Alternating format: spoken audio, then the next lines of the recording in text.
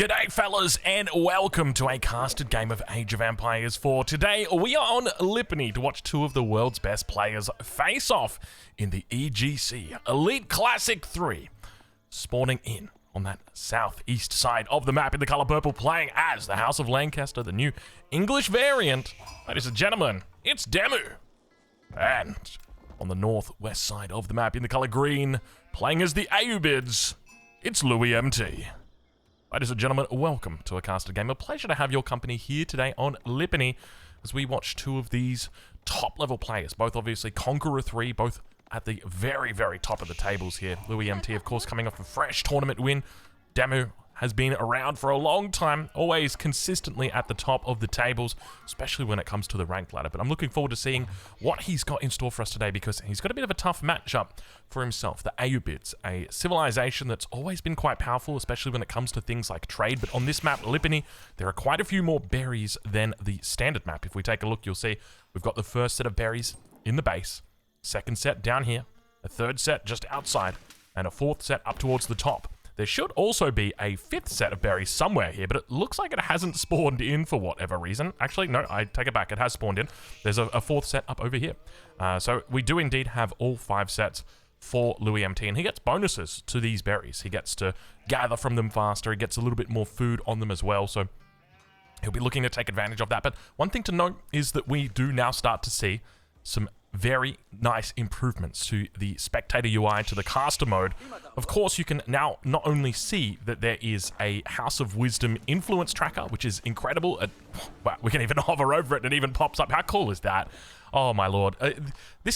I'm so glad that we're finally getting this. This is really, really cool. But not only that, you also get to see the age up for the Ayyubids now. So there's not going to be any surprises from that side of things. But on their south side of the map, we do see Demu going up with the Lancaster Castle, and there's no real surprise. I mean, this is such a beautiful spot for the Lancaster Castle.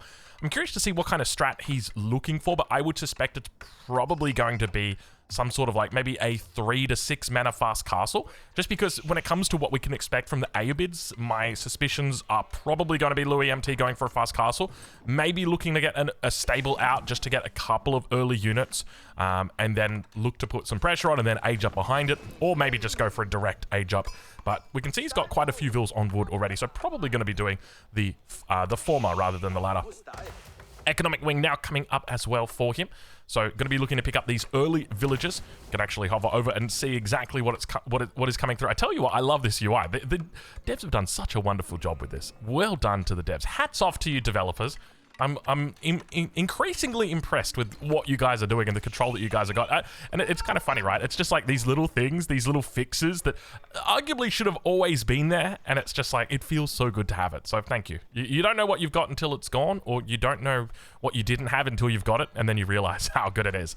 So anyway, we'll check in with Demu and see how he's doing. So going to be looking for that mana opening. So far, we can see the build orders are pretty refined at this point. I'm curious to see what kind of timing we get for those 3 manas to be coming up online. Vill's going to be moving out over towards the lumber camp, and going to be looking to gather up this wood. He's only got a handful of vills back here that are just slowly trickling out the villagers for him. So you can see he's only just got enough resources to put each villager in queue. The age up about to come through. And with that, he'll have his first mana. So these 3 vills probably going to be looking to put that first mana down. I suspect he probably puts it in the front just so he can be a little bit more defensive. And you've always got to be careful of the potential camel raiders that come through. The desert raiders, rather. So mana going towards the top side here. Going to look to defend. And we'll ride on board now with Louis MT and see how he's doing, as it looks like he's begun to build up quite a bit. Have a look at this golden age. It says 1 out of 10. Oh, because it's not linked. It's actually true. It is 1 out of 10. We've got 1, 2, 3, 4, 5, 6, 7, 8 buildings that aren't actually linked yet. So I suspect he's probably going to look to drop down that farm. The mill technically should have been linked up because the mill's got a huge radius on it.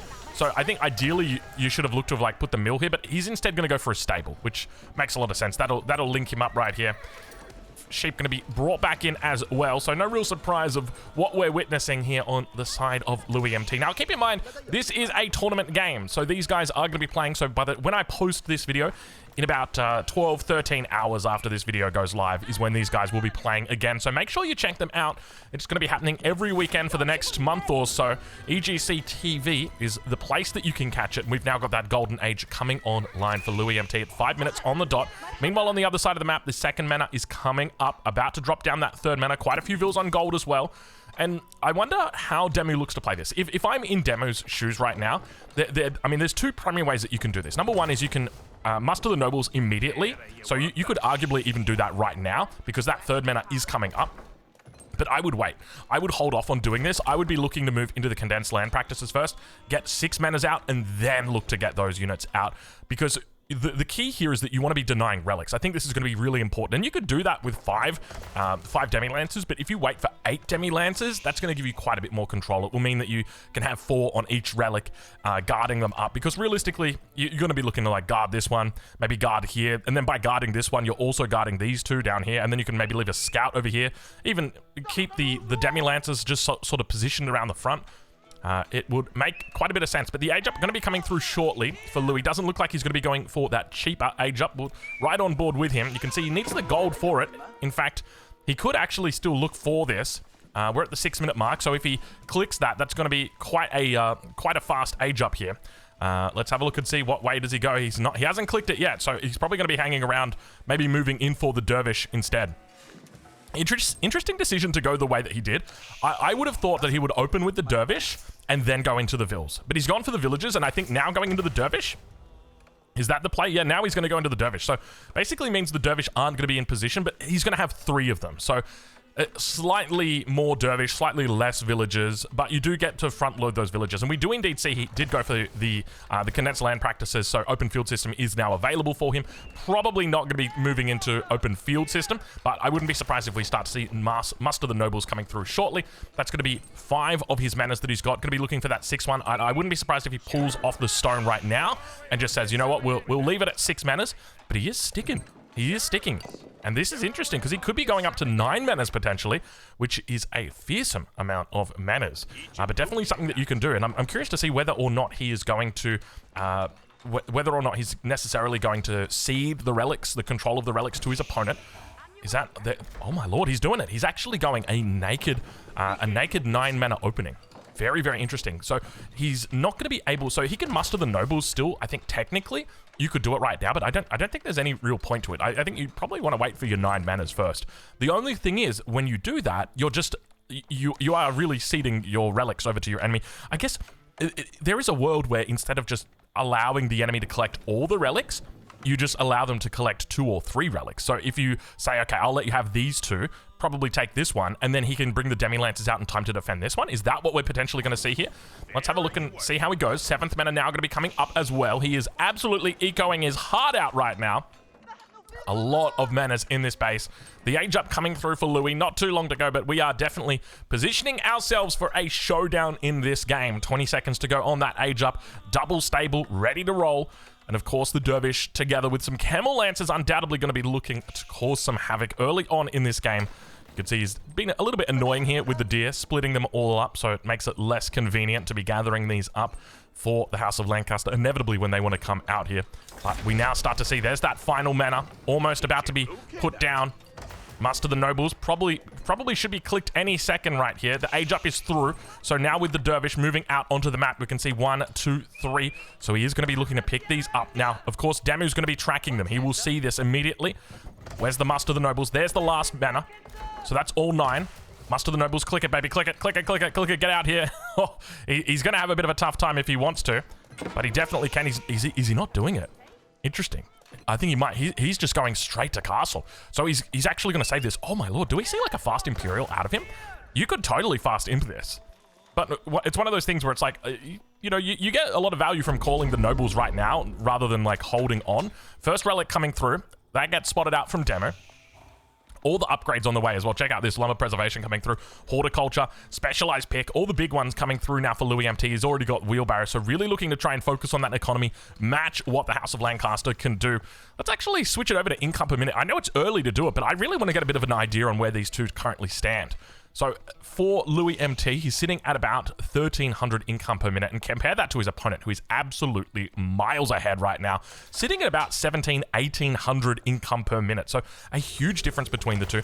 King's College in the back of the base. Which way does he look to go with this? He's going to be going archery ranges together with Raxas. So looking to play a little bit more heavily into infantry. Camel Lancers now looking to put on the pressure. Spear's going to be able to respond and force these Camel Lancers back for the moment. So very well done by Demu to immediately have units out, able to defend this early aggression, but he will be ceding all 5 relics in this game, and he knows it. The last relic now going to be picked up by Louis MT. So 5 relics going over to his opponent. That means Tithe Barns is very effective for Louis MT in the event that he does get to Imperial Age, but obviously not going to be the main reason why he'd look to get there. But it does mean it's going to be a very strong upgrade for him. And now Demu still looking to defend. How does he go about playing this one out? He's got quite a bit of sheep still under this town center. He's got the berries close to base. He's definitely got enough food if he wants to go fast imp. The only thing is he's gone King's College instead of White Tower. And I feel like if you were going to go for fast imp, you probably would want to do a White Tower. And if you were going to do a White Tower, you'd probably do it like right here at the front. Beautiful little pocket position that you could do it on. Meanwhile, towards that top side, you can see the camel's going to be affecting these scouts. You can see it's got that reduction that's being applied. Spear's going to be able to come out. Looks to try and dish out the damage. Beautiful control coming out from both of these players. Spear's copping quite a bit of damage around the corner, but he's able to pincer one up against the wood line. Fortunately, he manages to get out, and nobody loses any units just yet. I don't think I saw a single unit go down there. We do have sacred sites now being taken as well. That's 1, that's 2, and that's 3, all at the same time. All 3 relics confirmed. And Louis MT in a great position here. Now, the next thing for Louis MT on the cards, I think, is probably going into a second, even a third TC. This is something that we saw a Marine Lord really start to master with this civilization. You'd basically open up, be aggressive, get a lot of units out on the map, take all the relics, take the sacred sites, and then from there look to scale into the late game. Just kind of guarantee that you've got that ability to fight against the strongest of economies. But the numbers looking good for Demu at the moment. He's going to be absolutely hunkering down in the Castle Age. Look at the upgrades coming through. Billman, Veterancy on the Spearman. We've got Specialized Pick, Wheelbarrow, +2 ranged attack also going to be coming through. So really looking to play into the Yeoman. And we also have Veterancy coming through on that Yeoman as well. We'll ride on board with Louis and see how he goes about playing out this Feudal Age a little bit longer. Veterancy, or rather Castle Age, apologies. It looks like he's going to be moving into Archers, so very aware of the fact that his enemy's got Billman out on the field now and needs to look to try and fight them. By the way, can I just say, I feel like they should just rename this Spearman of the House of Lancaster to Billman. It's just it's a cooler name. It is such a cooler name. I'm just going to call them Billman, and if you don't like that, then bad luck, because that's what we're going to call them. We're going to call them Billman, not Spearman. Spearman? Billman? Spearman? Billman. Anyway, we'll worry about it later. How are we doing on unique upgrades? Nothing through just yet. Of course, I think in this matchup, some of the key things that you're going to be looking for are your military tactic training. So this is going to be giving you bonus damage against cavalry for your Billman. So it means that they're going to be getting even more damage. So they've got 23 at the moment, so that'll go up to like 25, 26. Actually, it should go up to like 27. Maybe even 28, because it's a 20% bonus that they're getting, right? So, and it's affecting their bonus damage. So any bonus damage you've got. So in this situation, the Yeoman's got 7 against light melee infantry, light gunpowder infantry. So that should go from 7 up to 9 as an example. But the numbers starting to look a little bit better now for Louis MT. Meanwhile, this infantry mass, very immobile. Now, one thing that we often see with immobile masses of infantry are walls. So hopefully from the side of Demu, we start to see walls coming up, down towards the south. Look to try and prepare or protect yourself. The majority of his infantry is up towards this north side. So the fact that Louis knows that, it means that he can now come punish on the south side. So there you go. It's one of those little things that I guess you learn after time. But have a look at this. A huge amount of infantry is already down in position, ready to go. He says, I knew exactly what you were doing. He reads the mind. We had a little bit of a double mind read right there. Not only did I predict that the raid was going to be coming through, it was about that time, but Demu predicted that the raid was going to be coming through. So Louis MT got absolutely skewered. There is camel for dinner, my friends. Wow, that is impressive from Demu to actually keep enough units there to predictably just intercept that raid. That was really well done, because you could kind of tell that he was getting pulled away from the base quite far away, and that the response time on any defense was going to be very low. So it would mean that these camels could essentially come in underneath the town center and just cause havoc for a long time. But we do start to see upgrades coming through. Muster the nobles, as well as synchronized shot now on the way for Demo. So with that mustering of the nobles, we do have quite a few demi lancers out. I'd love to see, paired with this, him moving into collar of SS. This is going to be great because it also gives that bonus damage to the demi lancers. So they go from 9 damage up to 15 damage against these camel lancers, which is, you know, it's a huge increase as a percentage. Obviously, there's other bonuses or other deductions that are going to be in place here, because we do have the camels on the field. By the way, can I just mention, 15 minutes into this game, a drink of the day, water, and we are currently standing. There you go. That's your little update. That's your drink of the day update and your standing desk update. We are currently standing, enjoying life. Big shots coming off from the Ayyubids siege, and now up towards the top side. Plenty of units. Look at the, oh, beautiful synchronized shots coming out. One on the Manjaniques, one on the back line. Beautiful control coming through. A lot of healing, but at the same time, the number of units from the House of Lancaster is absurd. Look how many units he has got here. He is spamming like a madman. Louis MT walks away with his tail between his legs and says, "Ooh, shouldn't have taken that fight right there." Yeah, Louis, I'm going to be real with you. You probably shouldn't have taken that fight right there. That was an impressive amount of control that came out from Demu. And look at the difference now between these two. Synchronized shot coming through. Only a little bit of damage onto those archers. And now once again coming around, he tries to bring the camel lancers onto the backside. Beautiful control from Demu as he brings that edge in a little bit closer to the center. Spearman on the reinforce, able to help out here. And now all of a sudden it looks like he may have overstepped the mark. The camel lancer number starting to look a little bit stronger, a little bit better, a little bit faster, a little bit harder right here. And now we've got ourselves something else on the field. Ladies and gentlemen, look at that. It is our first men-at-arms replacement, the Earl's Guard. He is out here officially. Might have been a misclick. I think it was probably a misclick. He didn't actually mean to make it. We do have some crossbows coming out as well, so maybe got a little bit carried away with the crossbows and accidentally clicked an Earl's Guard, but we'll allow it. Still no military training tactics yet. Military tactics training just yet. Looking to neutralize the sacred sites. We've got 5 minutes left on them. Let's do let's do an income check to see where we're sitting at. So about 2,300 for Louis MT, and on the side of Demu, he is about 2,700. So absolutely miles ahead still on those numbers. So he is he's just going to be pumping non-stop throughout this game. Have we got that second town center just yet for Louis MT? Doesn't look like it. Any trade? No trade. So Louis definitely playing a bit of a dangerous game here. I feel like maybe playing into the Marine Lord style would have made a bit more sense. You know, you open up with the 2 Dervish instead of the 3 Dervish. You go into the 7 Vils on the age up, and then you look to try and you do the exact same thing basically. The only difference is instead of attacking, you are defending and you're building up town centers. That's the main key. That's the key difference here. So you would expect at this point in the game, like you'd be up about 20 villages, somewhere in that region. But now, Demo. I mean, you got to be careful, right? Like, ooh, excuse me, a little bit of a burp right there. I had a coffee a bit earlier. But yeah, I think you got to be careful because the House of Lancaster timing push is very scary, and that's what we're kind of witnessing now. Nice little shots onto the back. Beautiful synchronized shot. He actually went for a triple right there. It can be confusing because you can't really gauge exactly how many arrows are coming through or how many yeomen are actually using their synchronized shot, but the number looking quite strong here. Demo with 46 yeomen on the field. The number continues to fall though as the camel lancers together with these archers begin pushing up on this position. He does need to be cautious as he overextends once again, but just remember, he's got the fastest archers in the game tied up there with the Yumi Ashigaru. And he's able to kite away from this. Beautiful kiting. As long as these spearmen are just coming through the pack, able to help out with a little bit, it's going to be absolutely fine. You can see the archers on the side of Louis MT trying to keep up here as they kite, but he's obviously putting more and more distance between him. And now the yeomen with their synchronized shot. Beautiful. Oh my god, he took out about 7 of them right there on the back, and now able to continue working down these troops. And you can see, how is he bypassing? Oh, we couldn't see. He was doing an attack move, and it was hitting the backline units instead of the front line, and I was trying to work out why. It was because he couldn't see the camel, and that's the reason why. Wow, I tell you what, beautiful control coming out from both of these players today, but Demu definitely the highlight so far of these two. Now, make sure you check out this weekend, or at least, tonight, because this game's obviously from the event. Make sure you check out EGC TV's Elite Classic. It is happening. Make sure you get out there, show your support for the Age of Empires 4 community. And now, beautiful control once again as those lancers come back right. They get their charge off and then they fall back.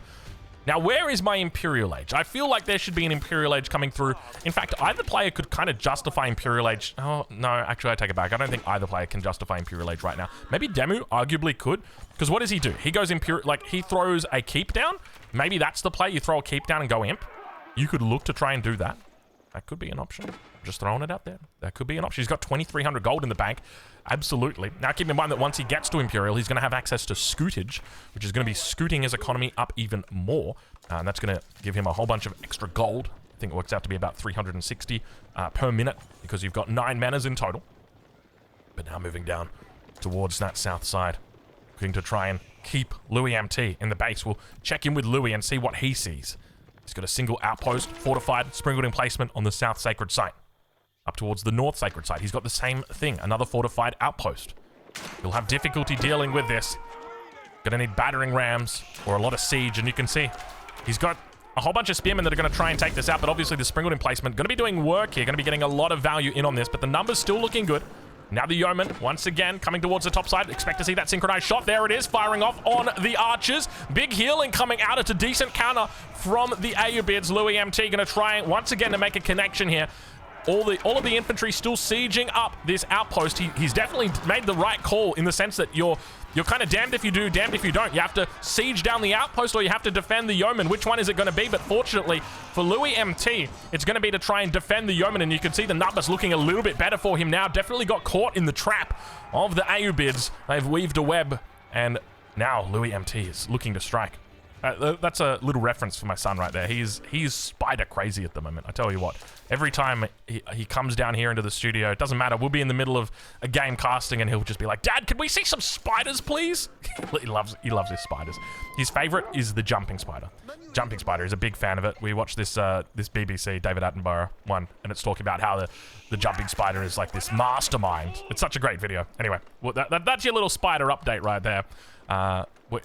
We'll probably throw in a couple more spider updates. He leaps on him like a jumping spider. There you go. We'll use that one a bit later. No real raiding has happened this game.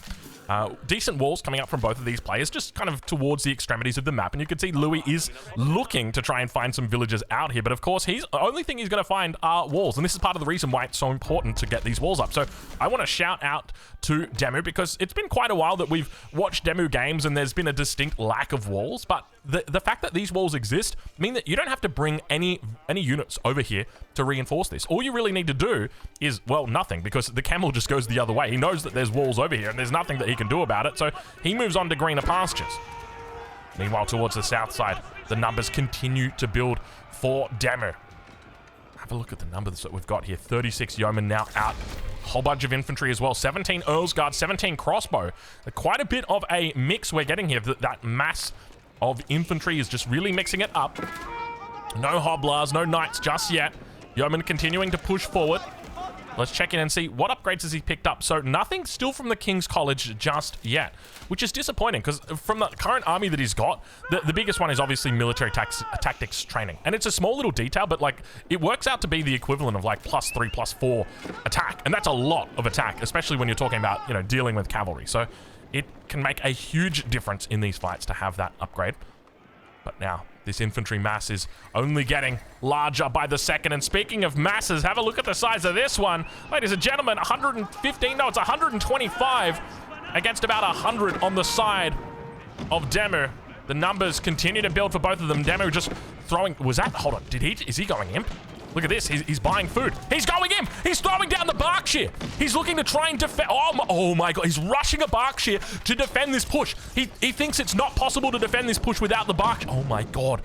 The only reason we were tipped off from that is because we saw him purchasing food. We knew he had a huge stockpile of gold, and now Louis MT, he knows the Berkshire is up, but is he going to be able to stop it? Moving into the south side, the Mango is going to try and deal some damage. He's managed to move everything, all the vills coming in onto the backside. We head into the cinematic mode. Look at the damage that comes through from the yeoman. Berkshire about to come online. Vill's going to pop inside and immediately will turn the tides of battle. He was down about 20 military pop, and all of a sudden the Berkshire is online, and it is time for us to party.